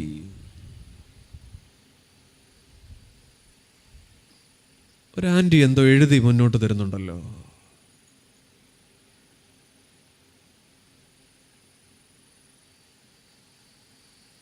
അതെ, എന്തോ എഴുതിയിട്ടുണ്ട്. ആ സ്ത്രീ ക്ലോഡിയ എന്നാണ് ചരിത്രം പറയുന്ന പേര്, ക്ലോഡിയ പ്രോക്കുള. ഒരു കത്തെഴുതി, ഒരു പേപ്പറിൽ, ഒരു വരയിട്ട പേപ്പറിൽ ഒരു കത്തെഴുതി കൊടുത്തു വിട്ടു തൻ്റെ പ്രിയതമൻ പീലാത്തോസ്. അത് തുറന്നു നോക്കി. ഒറ്റ വാചകം, ആ നീതിമാന്റെ കാര്യത്തിൽ ഇടപെടരുത്. 6 മടക്കി പോക്കറ്റിട്ടു. ആ മേശപ്പുറത്ത് റോമൻ സിവിൽ നിയമങ്ങളുടെ ഘനമേറിയ പുസ്തകം ഇരിപ്പുണ്ട്. യഹൂദ നിയമങ്ങളുടെ അവബോധം തരുന്ന ലഘുലേഖകൾ ഇരിപ്പുണ്ട്. ഭരണാധിപന്റെ ന്യായാധിപന്റെ മേശപ്പുറ. റോമൻ നിയമങ്ങൾ ഇഴകീറി പഠിച്ചൊരു മനുഷ്യൻ. നിയമപുസ്തകങ്ങൾ ഇരിക്കുന്ന മേശപ്പുറത്ത് വിധി പറയാനിരിക്കുന്ന പീലാത്തോസിന്റെ മുമ്പിലേക്ക് ഒരു കീറ്റ് കടലാസ്. ചുരുട്ടിക്കൂട്ടി പോക്കറ്റിട്ടു. Forget the remainders of home. മിടുക്കനാണ്, സ്മാർട്ടാണ്, പ്രൊഫഷണലാണ്, രാജ്യം നന്നാക്കാൻ അറിയാം, നാട് നന്നാക്കാൻ അറിയാം, വിധി പറയാൻ അറിയാം. പക്ഷേ ഞാൻ പറയട്ടെ, ആ നിയമപുസ്തകങ്ങളുടെ മേൽ ഈ കുറിപ്പിനൊരു സ്ഥാനം ഉണ്ടാകണമായിരുന്നു. ആ നിയമസംഹിതകളുടെ മേൽ ഈ പാവപ്പെട്ട സ്ത്രീ കൊടുത്തയച്ച കത്തിനൊരു സ്ഥാനം ഉണ്ടാകണമായിരുന്നു. അതെ, ചില നേരത്ത് ചെറിയ കാര്യങ്ങളെന്ന് തോന്നും നമ്മുടെ പ്രിയപ്പെട്ടവർ പറയണത്. നീ നിന്റെ കാര്യം നോക്കിക്കോളൂ, എന്നെ ആരും ഉപദേശിക്കണ്ട, എൻ്റെ കാര്യം ഞാൻ നോക്കിക്കോളാം, ഇതൊക്കെ എനിക്കറിയാവുന്ന കാര്യമാണ്, വീട്ടിലെ കാര്യം നോക്കി. ഇതൊക്കെ നിങ്ങളുടെ വീട്ടിൽ, നമ്മുടെ വീട്ടിൽ നിരന്തരം മുഴുങ്ങുന്നുണ്ടെങ്കിൽ നമ്മുടെ വീട് പീലാത്തോസിൻ്റെ വീടാണ്. എനിക്ക് ഈ കാര്യത്തിൽ ഇയാളുടെ ഉപദേശം വേണ്ട. ഓ, നിനക്കെന്നാ അറിയാം? ചോദിക്കാറില്ലേ? അതെ, താങ്കളുടെ വീട്, എൻ്റെ വീട് പീലാത്തോസിൻ്റെ വീടാ. സജഷൻസ് ഒന്നും ഇഷ്ടമല്ല, എല്ലാം റിജക്ഷൻസാ. അവൻ ന്യായാസനത്തിലിരിക്കുക. അതെവിടെ എന്നാ എഴുതിയെന്ന ഒറ്റ വരി ബൈബിൾ പറയുന്നുള്ളൂ. പക്ഷേ നമ്മുടെ വലിയ വെള്ളിയാഴ്ചയുടെ വായനകളൊക്കെ ശ്രദ്ധിച്ചാൽ കുറച്ചുകൂടെ ആഴമുണ്ട്, കുറച്ചുകൂടെ ധ്യാനം അതിനകത്ത് കിട്ടുന്നുണ്ട്. അതിങ്ങനെയാണ്: പീലാത്തോസിനോട് അവൻ്റെ ഭാര്യ ആളയച്ചു പറയിച്ചു, ആ നീതിമാൻ്റെ കാര്യത്തിൽ ഇടപെടരുത്. ഞാൻ രാത്രിയിൽ എൻ്റെ കിടക്കയിൽ ഉറങ്ങിക്കിടക്കുമ്പോൾ സൈന്യങ്ങളും പെരുമ്പാമ്പുകളും എന്നെ വളഞ്ഞിരിക്കുന്നതായ ദർശനം കണ്ടു. എന്നെ നശിപ്പിക്കുവാൻ അവ വായ് തുറക്കുകയും നിന്റെ മുൻപാകെ വിധിക്കപ്പെടുന്നവൻ കൈ നീട്ടി അവയെ തൊടുകയും ചെയ്തു. അവൻ്റെ രക്തത്തിനായി നിന്റെ കൈ നീട്ടരുത്. ഇങ്ങനെയൊക്കെയാണ് പിതാക്കന്മാരെഴുതിയിരിക്കുന്നത്. കത്തെഴുതി പീലാത്തോസിന്നേവം നിജകാന്ത വിധികർത്താക്കൾക്കധിനാഥൻ നീ വിധി ചെയ്യുന്നോൻ. അതാകത്തിനകത്ത് വിധി ചെയ്യരുതേ നിന്നെ വിധിപ്പോനെ, ആ കൈകളിലാം നിന്നാത്മാവോർത്താൽ. പീലാത്തോസേ, എൻ്റെ പ്രിയപ്പെട്ട ഭർത്താവേ, നീ വിധി പറയാനിരിക്കുന്ന ആളുണ്ടല്ലോ, ആ നിൽക്കണ ആള് എൻ്റെ പ്രിയപ്പെട്ട ഭർത്താവിൻ്റെ ആത്മാവിൻ്റെ മേൽ അധികാരമുള്ളവനാ, ജീവൻ്റെ മേൽ അധികാരമുള്ളവനാ. നീ നിൻ്റെ കാര്യം നോക്കിക്കോളൂ. തൻ പ്രമാണിത്വം എന്ന് പറയും. അല്ലെങ്കിൽ നമുക്കറിയാലേ, വീടിന് കൊള്ളാവുന്നവർ പലരും, നാടിന് കൊള്ളാവുന്നവർ പലരും വീടിന് കൊള്ളാവുന്നവരല്ല. കല്ലുപാറയും അങ്ങനെ തന്നെയൊക്കെ ഉണ്ട്. നാടിന് കൊള്ളാവുന്നവർ പലരും, ഉറക്കെ പറയും, ധൈര്യമായിട്ട് പറഞ്ഞു, ഇവിടെ ആകുമ്പോൾ ഒരു കുഴപ്പമില്ല. ചിലരവിടെ ഇരുന്ന് പറയച്ചോ. നാടിന് കൊള്ളാവുന്നവർ പലരും അതെ വീടിന് കൊള്ളാവുന്നവരല്ല.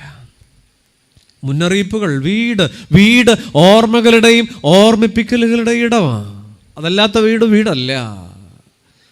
1 ദിനവൃത്താന്തം 21-ാം അധ്യായത്തിൽ ഒരു രാജാവുണ്ട്, ദാവീദ്. ഇത്തിരി ബലവും ഒക്കെ തോന്നിയപ്പോൾ, അമ്പട ഞാനേ എന്ന് തോന്നിയപ്പോൾ ദാവീദിന് തോന്നി, എണ്ണിക്കളയാം, സ്വന്തം ജനത്തെ എണ്ണിക്കളയാം. 1 ദിനവൃത്താന്തം 21-ാം അധ്യായം അതിനകത്ത് പറയുന്നുണ്ട്, ദാവീദ് ദാൻ മുതൽ ബേർശബ വരെ ജനത്തെ എണ്ണുവാൻ തോന്നിച്ചു. ജനത്തിൻ്റെ കണക്കെടുക്കുക. അപ്പം യോവാബ് എന്ന് പറയുന്ന ആളുണ്ട്. യോവാബ് അവിടുത്തെ സൈന്യാധിപനാണ്. പുള്ളി പറഞ്ഞു, ഇവിടെ നോക്കൂ. യോവാബ് പറഞ്ഞു, രാജാവേ എണ്ണല്ലേ, നമുക്ക് പറ്റിയ പണിയല്ല, എണ്ണല്ലേ, നീ നിന്റെ കാര്യം നോക്കിയാൽ മതി എന്ന് പറഞ്ഞു. എണ്ണി ജനത്തിൻ്റെ കണക്കെടുത്തു, മുന്നറിയിപ്പുകളെ അവഗണിച്ചു. എത്ര പേര് മരിച്ചു എന്നറിയാമോ? അതിൻ്റെ ഫലമായിട്ട് ബാധ 70,000 പേർ. 70,000 പേർ. നിങ്ങൾ തുറന്നു വച്ചിരിക്കുന്ന വേദപുസ്തകം ഉണ്ടെങ്കിൽ കുറച്ചുകൂടെ മുന്നോട്ട് പോയാൽ ഉസിയാവ് എന്ന് പറയുന്ന ഒരു രാജാവിനെ കാണാം. 16 വയസ്സിൽ യഹൂദയുടെ രാജാവായി. വളരെ അടിപൊളിയായിട്ട് നടന്ന ആളാണ്, കൊള്ളാം. 16 വയസ്സിൽ എന്നെ കേൾവിയായിരുന്നറിയോ? ബൈബിൾ പറയുന്നത് അവൻ്റെ ശ്രുതി ബഹുദൂരം പരന്നു. ഭയങ്കര മിടുക്കൻ. തൊട്ടടുത്ത വാക്യമുണ്ട്, 16-ാം വാക്യം. അവൻ ബലവാനായപ്പോൾ അവൻ്റെ ഹൃദയം നാശത്തിനായി നിഗളിച്ചു. എന്നിട്ട് എന്താ ചെയ്തതെന്നറിയാം? ധൂപം കാട്ടുവാൻ യെരൂശലേം ദേവാലയത്തിൽ കയറാൻ നോക്കി. ബാക്കി എല്ലാ പണിയും കഴിഞ്ഞു. അധികാരമില്ലാത്ത കാര്യമാണ്. ധൂപം കാട്ടുവാൻ കയറാൻ തുടങ്ങിയപ്പോൾ ഒരു ഭദ്രാസനത്തിലെ അച്ഛന്മാരെല്ലാവരും കൂടെ ഒരുമിച്ച് കോറസായിട്ട് പറഞ്ഞു, കേറല്ലേ രാജാവേ, കേറല്ലേ രാജാവേ. 80 അച്ഛന്മാർ, 80 പുരോഹിതർ. അങ്ങേക്കിത് പറ്റിയ പണിയല്ല. അച്ഛനല്ല, മെത്രാച്ചൻ പറഞ്ഞാലും ഞാൻ കയറുമെന്ന് പറഞ്ഞു. വേദപുസ്തകം വായിച്ച് നോക്കണം. ധൂപകലശം കയ്യിൽ പിടിച്ചിരിക്കെ ഉസിയാവിന്റെ നെറ്റിമേൽ കുഷ്ഠം പൊങ്ങി. മുന്നറിയിപ്പുകൾ അവഗണിച്ചു. ഞാൻ പറയട്ടെ, രാജാവായാലും ദൈവസന്നിധിയിൽ മാനമില്ലാത്തതിന് നിൽക്കരുതായിരുന്നു. നീ ആരായാലും ദേവാലയം ഉണ്ടല്ലോ, ഞാൻ ആരായാലും തമ്പുരാന്റെ ആലയമുണ്ടല്ലോ. അധികാരം ധിക്കാരമാകുമ്പോൾ ആരാധന അനർത്ഥമായി മാറും. അതാ, കയ്യിൽ ധൂപകലശം പിടിച്ചിരിക്കെ നെറ്റിമേൽ,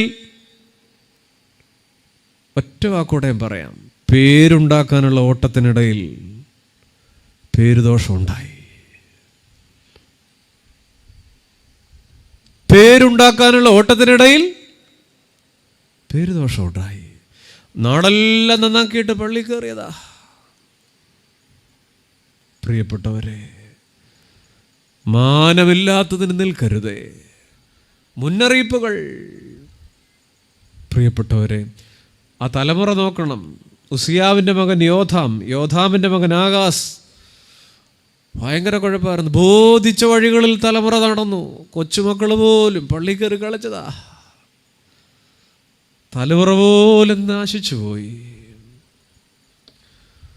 ദൈവസന്നിധിയിൽ അധികാരം ധിക്കാരമായാൽ ആ വാചകം മറക്കല്ലേ, ആരാധന അനർത്ഥമായിട്ട് മാറും. അയോഗ്യമായി ഈ അപ്പം തിന്നുന്നവൻ, ഈ രക്തം കുടിക്കുന്നവൻ കുറ്റക്കാരനാ. ഹുയിസ് യാഹുവേ, അധികാരം, എനിക്ക് നിന്നെ വിട്ടയക്കാൻ അധികാരമുണ്ട്. പേരുണ്ടാക്കാനായിട്ട് ഓട്ടത്തിനിടയിൽ പേരുദോഷം ഉണ്ടാകല്ലേ. മുന്നറിയിപ്പുകളെ അവഗണിച്ചാൽ വലിയ വില കൊടുക്കേണ്ടി വരും. ഇന്ന് മുന്നറിയിപ്പ് ആർക്കും ഇഷ്ടമല്ല. വീട് ഒന്നും ആർക്കും മുന്നറിയിപ്പുകൾ ഇഷ്ടമല്ല. ആരെയും ഉപദേശിക്കുന്നത് ഇഷ്ടമല്ല. നമ്മുടെ മക്കളൊക്കെ ഇന്ന് നാഗവല്ലിമാരായിട്ട് മാറിക്കൊണ്ടിരിക്കുക. എന്താ നാഗവല്ലിയുടെ പ്രത്യേകത? ഞങ്ങൾ ഈ നാഗവല്ലി എന്നൊന്നും കേട്ടിട്ടില്ല. ഞങ്ങൾ ഫിലിപ്പ് ലേഖനം, എഫേസ് ലേഖനം.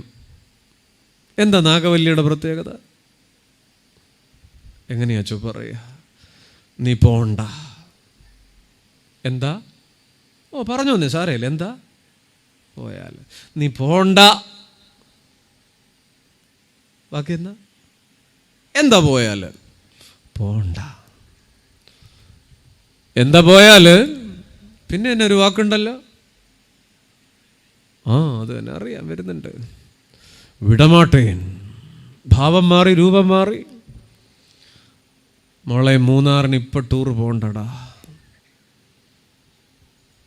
എന്താ പോയാൽ? ഇവിടെ മാത്രമേ ഉള്ളൊരു പപ്പ. കെസിയുടെ പപ്പയുണ്ട്, ഒരു കുഴപ്പമില്ല. അക്സയുടെ മമ്മിക്ക് ഒരു കുഴപ്പമില്ല, ഇവിടെ ഉണ്ട്. എന്താ പോയാലല്ലേ? മോനെ, ഇപ്പം വേണ്ടടാ. ഭാവം മാറുന്നത് കണ്ടിട്ടില്ലേ? കണ്ടിട്ടുണ്ടോ? അതിൻ്റെ ഇരകളൊക്കെ ഇവിടെ ഇരിപ്പുണ്ട്. പണ്ടൊക്കെ നമ്മുടെ മക്കളെ വളർത്തുമ്പോൾ, പെൺപിള്ളേരെ വളർത്തുമ്പോൾ പ്രത്യേകിച്ചും അന്യവീട്ടിൽ താമസിക്കേണ്ടമുള്ള ആളെന്ന് നിരന്തരം ചെകിട്ടോർമ്മ പറഞ്ഞു കൊടുത്ത. ഇവിടെ കുഞ്ഞുങ്ങളില്ല, കുഞ്ഞുങ്ങളുടെ ഒരു ചോദ്യം ചോദിക്കായിരുന്നു. ഈ പാവയ്ക്ക് പാവൽ നട്ട് പാവയ്ക്ക ഉണ്ടാകുമ്പോൾ നമ്മൾ എന്തോ ചെയ്യും? ഇവിടെ പാവയ്ക്കയില്ല, മുഴുവൻ കുഴിമന്തിയാണോ? പാവയ്ക്ക ഉണ്ടാകുമ്പോൾ എന്നാ ചെയ്യും? നമ്മുടെ കൊച്ചിൻ്റെ പഴയ നോട്ട് ബുക്കിൽ ഒരു പേജ് വലിച്ചു കയറി ഇല്ലേ? കുമ്പിളിട്ട് കുത്തും. ഈ കുമ്പിൾ കുത്തുന്ന പാവയ്ക്കൊക്കെ ഇഷ്ടമാണോ? അല്ല. കാരണം ഇത് ആശിച്ച് മോഹിച്ച് കിളിച്ചു വളർന്ന് പൂത്ത് കായ്ച്ചു തുടങ്ങി 4 പേരൊന്ന് കാണട്ടെ എന്ന് വിചാരിക്കുമ്പം അവറാച്ചാൻ പേപ്പറും കൊണ്ട് വന്നിരിക്കുക. പാവയ്ക്കൊക്കെ ഇഷ്ടമല്ല. പാവയ്ക്ക മുറുമുറുക്കുന്നുണ്ട്, എടുത്തുകൊണ്ട് പോടൂ തൻ്റെ പേപ്പർ. പക്ഷേ ഈർക്കിലൊക്കെ കുത്തിയിട്ടു. പാവയ്ക്കായ്ക്ക് കുമ്പിള് കുത്തുന്നത് പാവയ്ക്കായ വിശ്വാസം ഇല്ലാന്നിട്ടാണോ, പരിസരങ്ങളെ വിശ്വാസം ഇല്ലാന്നിട്ടാണോ? ഓ, സരസ് ഒന്ന് പറഞ്ഞാട്ടെ, കേട്ടില്ല? അതെ മോളെ, നിന്നോടത് പറയുന്നത് നിന്നെ വിശ്വാസം ഇല്ലാന്നിട്ടല്ലടാ കുട്ടാ. കാലമതാ, ലോകമതാ. വീട് ഓർമ്മകളുടെ ഓർമ്മിപ്പിക്കലുകളുടെ ഇടമാണ്. ഇന്നലകളുടെ അനുഭവങ്ങൾ ചാലുകീറി പറഞ്ഞു കൊടുക്കണം. അതിൻ്റെ ആവശ്യമില്ലല്ലേ? പിലാത്തോസിന്റെ വീട് ഭാഷ ചിതറിപ്പോയി. Forget the remainders of home. നമുക്കിന്ന് വേണ്ടത് അന്യഭാഷയല്ല, അവഗണിക്കാത്ത ഭാഷയാ. നമുക്കിന്ന് വേണ്ടത് അന്യഭാഷയല്ല, അവഗണിക്കാത്ത ഭാഷ. നമ്മുടെ വീടുകളിൽ ഭാഷ അവഗണിക്കപ്പെടുക, ഭാഷ ചിതറി. ക്ലോഡിയായുടെ ഭാഷ, അത് വേദപുസ്തകത്തിൽ ആ പേരില്ലെങ്കിലും ചരിത്രത്തിൽ നീ ആ പേരൊക്കെ പറഞ്ഞു എന്നുള്ളതേ ഉള്ളൂ. ആ പിലാത്തോസിൻ്റെ ഭാര്യയുടെ ഭാഷ പിലാത്തോസിന് മനസ്സിലായില്ല, അവഗണിക്കാത്ത ഭാഷ. ഞാനൊരു ചെറിയ കഥ പറയാം. ഞാൻ വായിച്ചൊരു കഥയാണ്, ഇതുകൊണ്ട് ചേരും. കഥയുടെ പേര് ദാമ്പത്യം എന്നാണ്. ദാമ്പത്യം മിനിക്കഥയാണ്, 6-7 വരെയുള്ളൂ. ഒരിടത്തൊരു കല്യാണം കഴിഞ്ഞു. മണവാളൻ ഫിസിക്സ് മെയിൻ MSc കഴിഞ്ഞ് ഫിസിക്സിൽ ഗവേഷണം നടത്തുന്നു, ബുദ്ധിജീവിയാണ്. പെൺകുട്ടി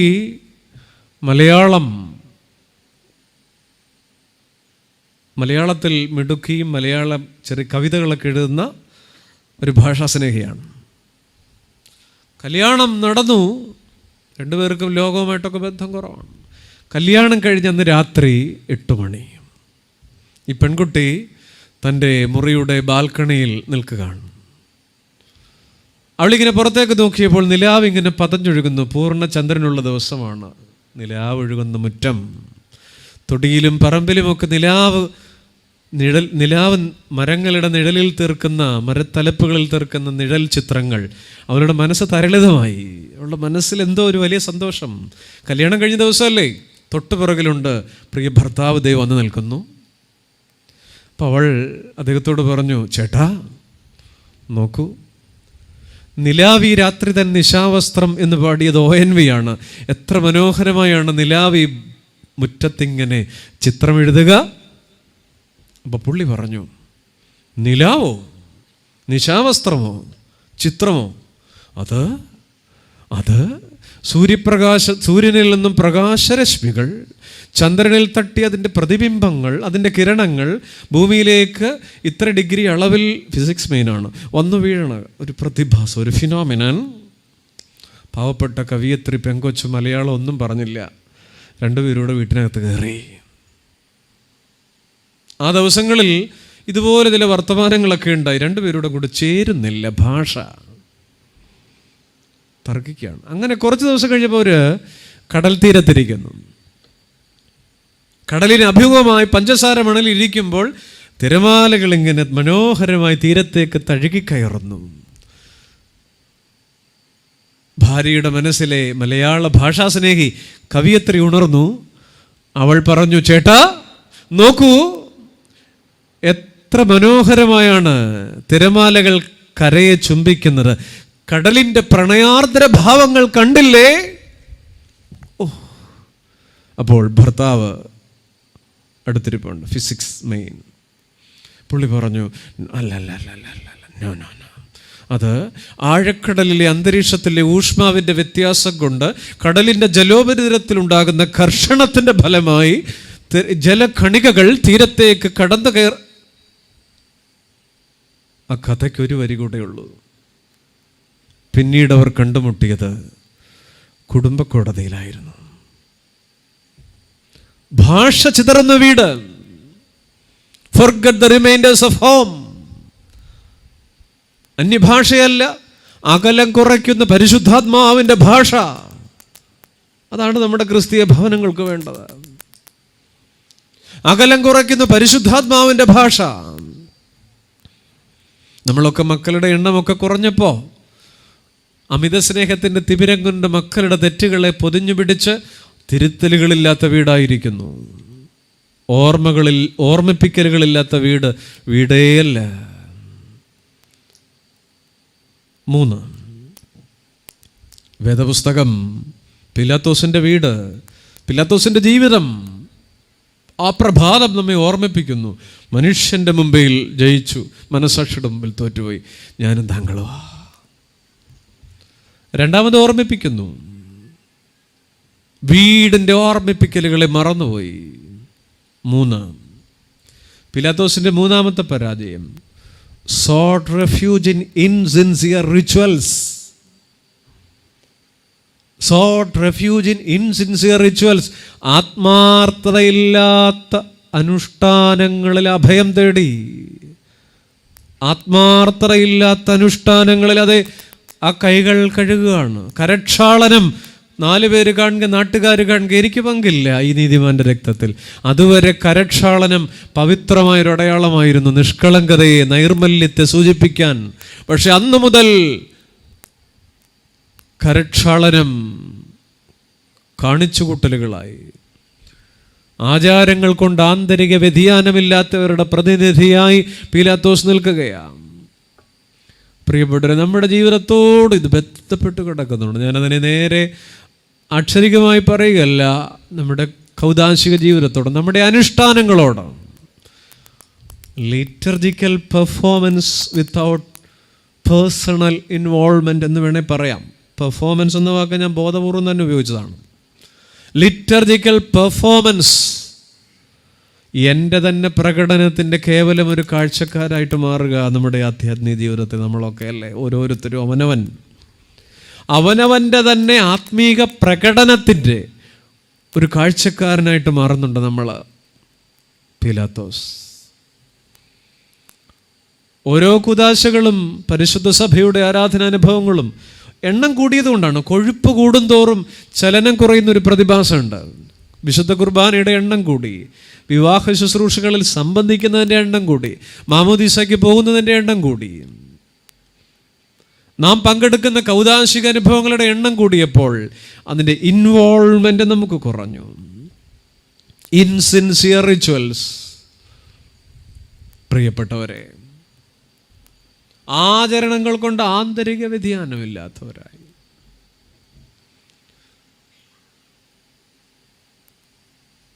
ശ്രീരാമകൃഷ്ണ പരമഹംസർ പറയുന്നൊരു കാര്യം ഇവിടെ ചേരുമെന്നുള്ളതുകൊണ്ട് പറയാം.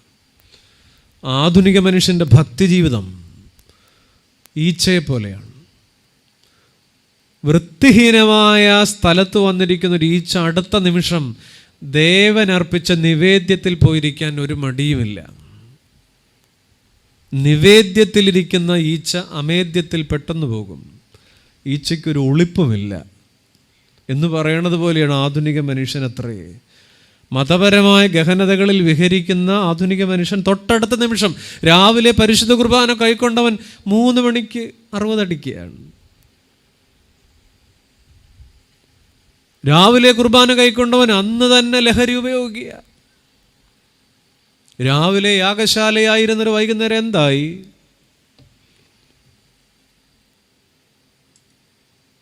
ഇൻസിൻസിയർ റിച്വൽസ്. ഒരു ചോദ്യമുണ്ട്, ഞാൻ ഈ ചിന്തകൾ ഇവിടെ അവസാനിപ്പിക്കുക. ദൈവത്തിൻ്റെ മുഖം വികൃതമാക്കിയത് അവിശ്വാസിയോ വിശ്വാസിയോ? ഈ പന്തലിൽ നിന്ന് എൻ്റെ ഉത്തരം കിട്ടിയേ ഞാൻ നിർത്തുള്ളൂ. ദൈവത്തിൻ്റെ മുഖം വികൃതമാക്കിയത് വിശ്വാസിയോ അവിശ്വാസിയോ? പറയൂ, അവിശ്വാസിയാണോ? അല്ല. ദൈവത്തിൻ്റെ മുഖം വികൃതമാക്കിയത് വിശ്വാസിയാണ്. ഞാനാണ്, നമ്മളാണ്. ഈ വിഷയം കുറേ പറയാനുണ്ട്, പക്ഷേ പോകുന്നില്ല. ഞാൻ അവസാനിപ്പിക്കുക. ജീവിതം എങ്ങനെയാണ്? പീലാത്തോസ് ഞാനാണ്, താങ്കളാണ്. ഈ രാത്രി നിലക്കണ്ണാടിയുടെ മുമ്പിൽ നിൽക്കുമ്പോൾ what should I do with Jesus?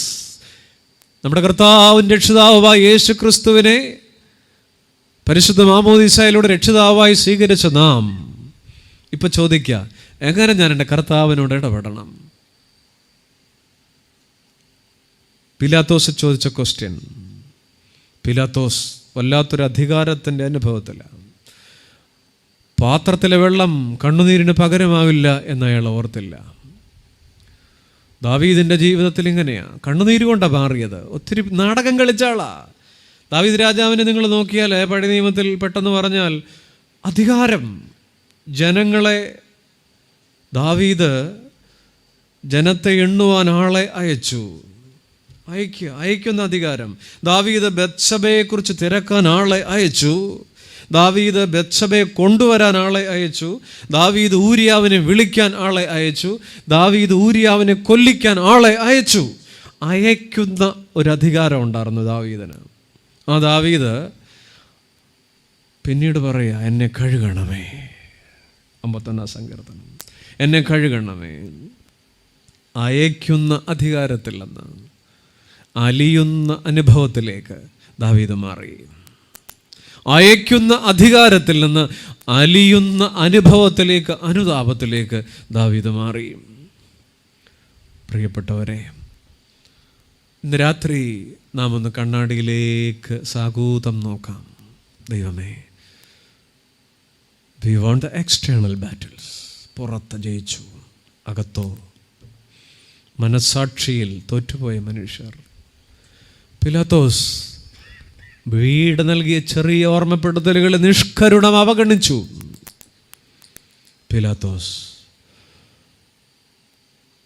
അഭിനയങ്ങൾ കൊണ്ട് അനുഷ്ഠാനങ്ങളുടെ വേഷം കെട്ടി. ആന്തരിക വ്യതിയാനമില്ലാത്ത ആചരണങ്ങളിലൂടെ കൂട്ടുപോയി. സ്നേഹിതരെ, നിങ്ങളുടെ ശ്രദ്ധയ്ക്ക് നന്ദി, നിങ്ങളുടെ താല്പര്യത്തിന് നന്ദി. യേശു കർത്താവ് നമ്മെ ബലപ്പെടുത്തട്ടെ. ദൈവമേ, അവിടുന്ന് അടിയങ്ങളുടെ ജീവിതത്തിലേക്കൊരു കൃപയായി ഞങ്ങളെ ഒന്ന് ശോധന ചെയ്യാൻ ഈ മനുഷ്യനെ ഞങ്ങൾ പഠിക്കുമ്പോൾ ഈ കുറവുകളൊക്കെ ഞങ്ങൾ ഏറ്റുപറയുന്നു. എന്നെപ്പോൽ മോശപ്പെട്ടൊരു മനുഷ്യൻ ഭൂമിയിലില്ല എന്ന് പിതാക്കന്മാർ പാടാൻ പഠിപ്പിക്കുന്നത് പോലെ ഞങ്ങളുടെ ജീവിതത്തിൻ്റെ പിൻവാതിൽക്കലിരുന്ന് പാടാൻ ഞങ്ങൾക്കൊരു പാട്ട് വേണം. തമ്പുരാനെ, എന്നെ ക്ഷണിച്ച എല്ലാ കൺവെൻഷൻ്റെ എല്ലാ സംഘാടകരോട്, പ്രിയപ്പെട്ടവരോട്, ശ്രവിച്ച ദൈവജനത്തോട് നന്ദി. ദൈവം നമ്മെ അനുഗ്രഹിക്കട്ടെ.